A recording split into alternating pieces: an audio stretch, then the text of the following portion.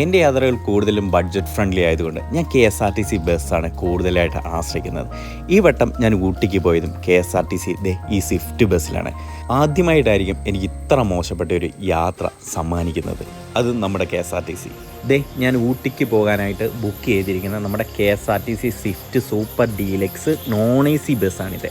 തിരുവനന്തപുരം ഡിപ്പോയുടെ KS069 എന്ന് പറയുന്ന സൂപ്പർ ഡീലക്സ് ബസ്സാണിത്.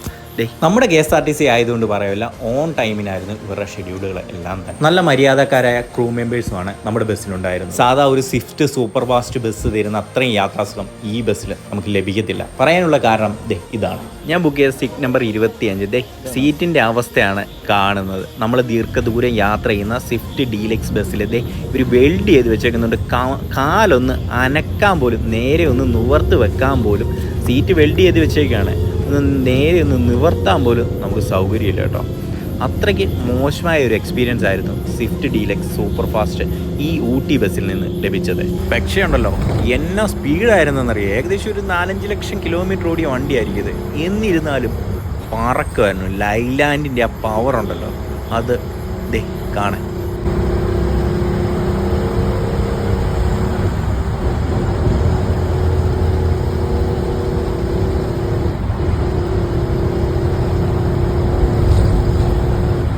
ദീർഘദൂര യാത്രകൾക്ക് കൂടുതൽ സൗകര്യപ്രദമായ ബസ്സുകൾ നമ്മുടെ KSRTCയുടെ ഭാഗത്ത് നിന്ന് പ്രതീക്ഷിച്ചുകൊണ്ട് എൻ്റെ യാത്രകൾ ഇനിയും തുടരും.